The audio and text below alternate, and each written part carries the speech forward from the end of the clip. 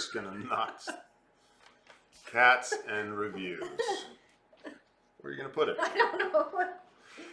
Hello and welcome to the Game Warrior. My name is Jason. I'm Jenny. And today we're gonna look at the 1 to 5 player competitive game, even though it's a friendly competitive game. I'll explain that in a minute. Flamecraft, designed by Manny Vega and published by Cardboard Alchemy, which I think is their first game. Really? Yep. This is a game. Well, before we do that, why are we here? Explain it. Oh, so the whole point of these videos is to help you decide whether you want to buy the game yourself, play the game somewhere else, or avoid it altogether. So, now, come with me. Come with me. Over here. Come on, come on.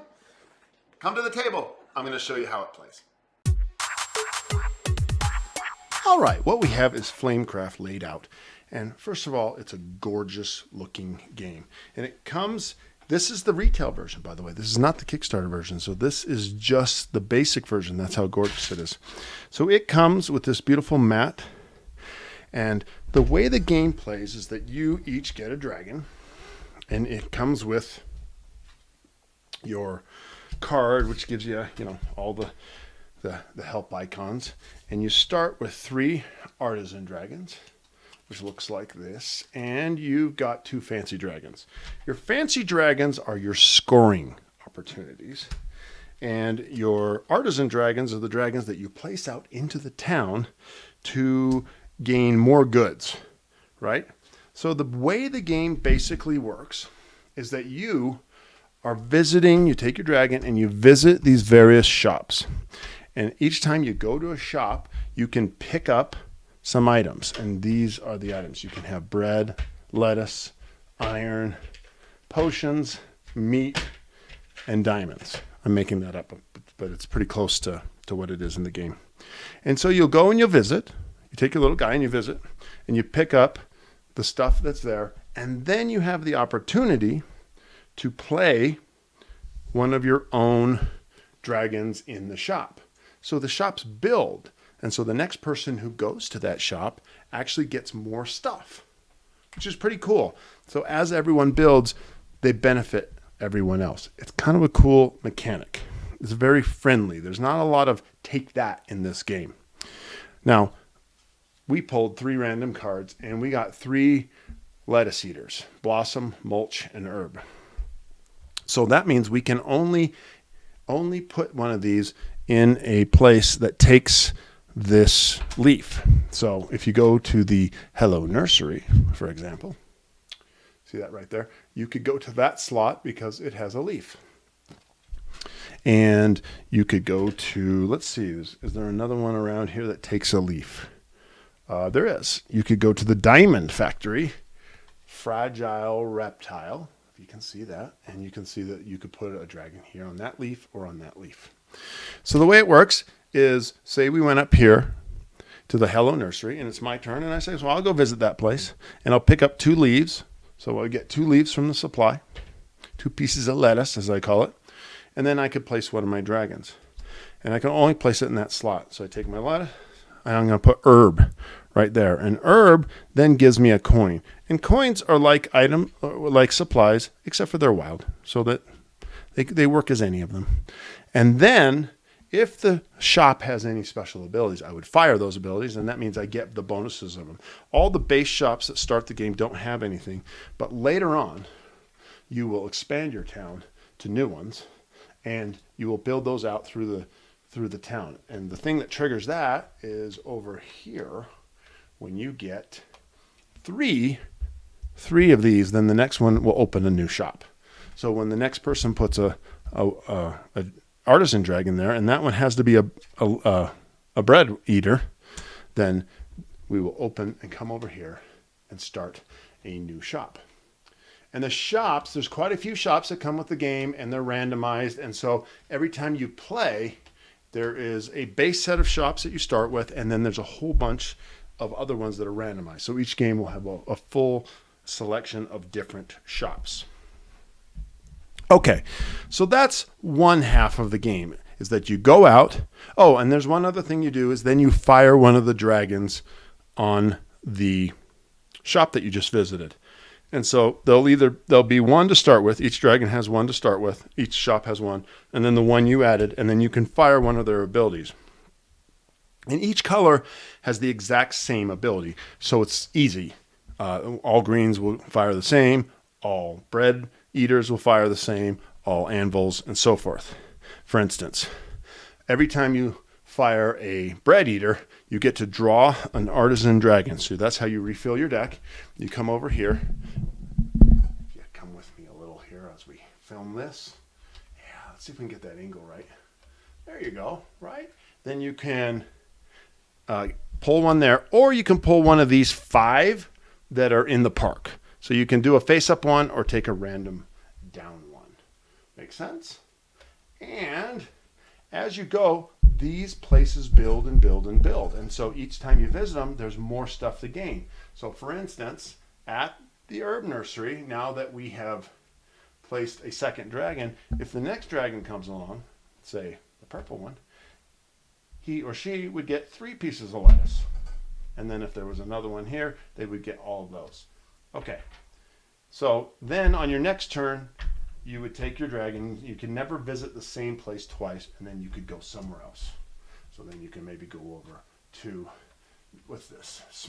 The Smith Mart, right? And if you ever visit a place that someone else is already there, you have to pay them. You have to give them a good. So the popular places get pretty filled pretty quick. Now, that's half of it. That's how you go out and you build your shops and you build your supply of resources. Now in this game you start with a few resources, but it builds up pretty quick and you'll have more resources than you know what to do with, which is kind of a fun piece of the game. It's not a super scarce game. It's robust and abundant, and that's one of the fun pieces to it. I really do like that part. Now, how do you really score points though? Well, one thing we already told you was the fancy dragon. So each fancy dragon has a one-time use or an end game scoring trigger. One-time use or an end game scoring trigger. So those are important, but the real way you get scores are right here in the middle. What you're looking at are these purple ones. There's also a selection of gold ones, so you can play with either one. And they're just different. And these are enchantments. And so when you go to a shop, like we went up here, you really have 2 choices. One, you can visit the shop and gather resources and then fire off these powers. Remember, each color has a different one. This one allows you to gift goods to other players, but gain points. This one lets you to gain 2 good from one shop or dragon here. So you build more, and everyone else has a different power, and you start to get to know them. And you use that to build your resources. But what are you building your resources for? It's to enchant the places. So each enchantment, there's 5 that are always face up, are like this. And you can see that this enchantment is going to cost 1 meat and 1 bread. So it's a small one. But the way it works is for every pair of meat and bread, if you have 0 pair, you have sets of 2, you get 0 points. If you have 1 pair, if you have 2 pair, you get 2 points. If you have 3 pair, 4 points, and 4 pair. So if you had 4 meat and 4 bread, that would score you that way. La Flambaga costs a diamond. As you can see, 2 lettuce and 3 slices of bread. And it gives you 6 hearts. And this right here is your track that you can see, right? And this is, you're just going to go all the way around, gaining reputation. And the main way you get points is to get these. And these are obviously face up, so everyone's competing for them. They see the wraith rows and they go, oh, and I see someone over there building up diamonds and a few anvil. And I go, oh, they're going to take that. I want to buy it now before they get to it, kind of thing, right? And then you just keep going until you run out of artisan dragons or enchantments. And then you stop and you add up all the points. And that's how Flamecraft plays.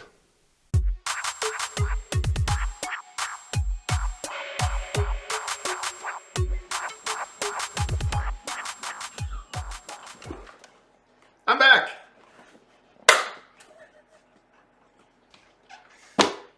Because we couldn't see you the whole time. Guess what? I'm gonna throw a wrench in our script. Ooh. This is the People's Choice #1 game of the year. Numero uno. And you're here to see what we think of it. It's cute. It's cute. Before we get to how cute it is, because you already saw how cute it was, let's talk about the ease of play. I will start because I learned the rules. They're beautiful rules. I will say I'm really happy with the rule book. It's just a gorgeous rule book. It covers everything. I love a good rule book. Good stuff. And then Jenny and I taught it. I taught it to her, and we picked it up pretty quick, and we have since taught it to other people. That was a little rougher because I forget these games, and so it was like a week difference, and there were like 5 other games in between, and I was like teaching, going, I just played this a week ago. How do I forget? Oh. But it finally made sense to everybody.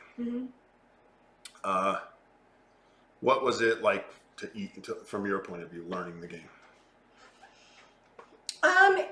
You know, even though it's very, very cute on the surface, there's a lot of meat to it, and there's a lot of strategy going on, and kind of combos you can pull off, and you know, if you're really paying attention to all the different things that you can do and how you can score points. So obviously the first time through I didn't appreciate any of that. I just loved the way it looked and just was so cute, and maybe did like a fraction of what you can actually do in this game. But you know, the mechanics, and as far as the theme pulling all the way through, and it all making sense of having these little dragons that go to these shops and are able to get the goods from the shops, it all made sense. There was nothing about the game where I was like, huh, that doesn't make sense. So I think it was easy to learn, but there is quite a bit of strategy to it. Yeah. But we're not at the tactics and strategy part, so let's just... So what we need to talk about, it has to be talked about, are the aesthetics and the components of the game. You will not see a review of this game that doesn't have the word cute in it. And for some people, and this is just straight up the truth, that's not a good thing. Yeah, it's a turnoff. Right? It's too cute. It's too cute. Too adorable, too sugary, too cutesy. And in fact, one of the people we taught it to was like, okay, this is a game for little girls. Little girls. And then he played it and he was all like, so that was, I'll tell you what he said. He said, that was a great game, but I can't buy it. Serious. Like, so the cute factor. Now we have the retail version. And so, you know, as I showed you before, you know, I can see I guess people have upgraded the heck out of this game. Yeah. And I've heard some people say, you've got to upgrade it. I'm not in that boat. And I love upgrades. I love upgrades. But these wooden dragon meeples, as I showed you before. They're super cute. They're good. I know I could have dragon miniatures. I mean, I don't know. The coins, you know, the coins suck. They're cardboard. What are you going to do? And then the pieces, I don't know if they were all cardboard, they're better. This is a weird game where I'm a fan of deluxeification of stuff. I don't feel like I need it. I think the retail version of this is really good. Really good. It just feels like quality. Yeah. You know? And the board is a player mat. Yeah, we showed that. Which is the best thing ever. That's right, we showed that. But it's the best. It's the Show best. it again. It's so good. It's the best. It's such a good idea. It is nice. I gotta say, I'm really happy with the player mat. Those are upgrades on a lot of games, and I just think... Yeah, the fact that that was just part of the retail game, super impressive. Very good. So for us, I think we both say, again, it's the retail version of the components, A+, loved it. And from what I've heard, I can tell you from reports of other people that the deluxeification stuff is off the wall. They just love it. But it's a little cute.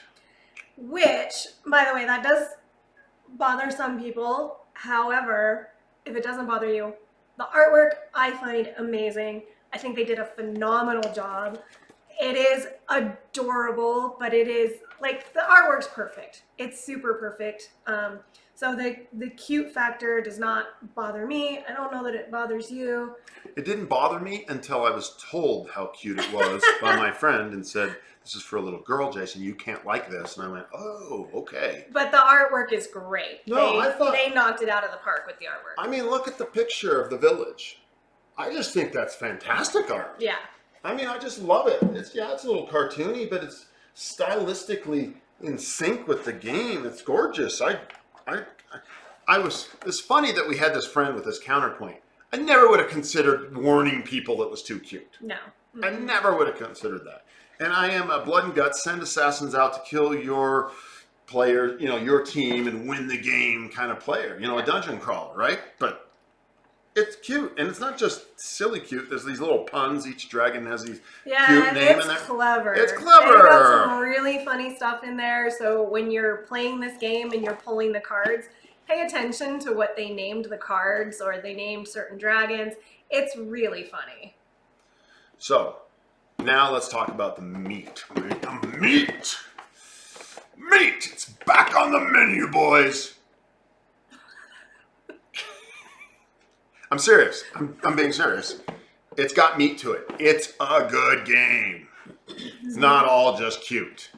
I was playing, and the first time we played, and halfway through I was like, I think something's here. And the second time through I was like, oh my gosh, this is cool. And it wasn't cute. It was cool. Yeah. What was happening was cool. And I was like, oh. So I love, when two worlds meet. We just did a review of Meadow, which has some really gorgeous artwork on it, right? And strategy. This one, for me, like the artwork's better and the strategy's a little better. But it's all just taste. But this one just, Yeah. They did both. Yeah, they do a fantastic job. I think with the while you're playing the game, you can score certain dragons. You can build up to score dragons at the end of the game. Being able to score the enchantments during the game, plus starting to pay attention to how you can strategically place your dragon in different shops and gain the powers of those shops, which can also help you down the road with all of these dragons that you're trying to score. So there's so much you can pull off in this game and build towards. It's super clever. Really well done. And there's a feature of the game that I really like. I do like games that we've talked about it, like Dune Imperium, where the flavor is scarcity. I want one water. Oh, one water, right? This game is not like that. Like there's a limit. This is like, I can't remember. I think it's like 7. I don't think you can have more than 7 of any good. Of any good. And the first game you're playing, like, when would I ever get more than 7? Right? And then the first time you play it, you see the score goes all the way around to 50, and then, or 100 even. I'm not sure. I think it's 50. It's 50, right? And then you're like, the first game, it's 30 to, the first scoring is 30 to 35. And you're like, I'll never get around there. But the second time, you're like, oh, I've got this. And then you start to loop, and you start to have just abundance of stuff to do, right? There's abundance here. And I don't think I've ever had to I don't think I've had more than 7 of anything when I had to throw it away. But you'll get a lot of stuff, and then you'll use it.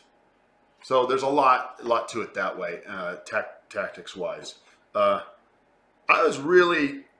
This is a game I wanted to back. I'll tell you what, I wanted to back it, but I didn't because it just didn't. It wasn't enough for me at the time back then, and you didn't even look at it on the crowdfunding site. But then I found out that the guy who did it, and I do believe as the publisher or one of the editors, is named Peter Vaughn. If I'm wrong about that, I want to fix that as quick as possible.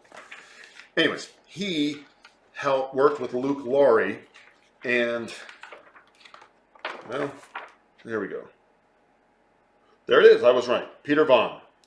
And he worked with Luke Laurie on Dwellings of Eldervale, which is a favorite games of ours. And he has moved and created, and I think he's part of it, or an editor or an owner of Cardboard Alchemy. And they will be taking Luke Laurie's next game, Andromeda's Edge, to crowdfunding 2023, next year. And I've emailed him back and forth a few times because I'm really a supporter of Dwellings and the new game coming by Luke. And this was this like, let's do this.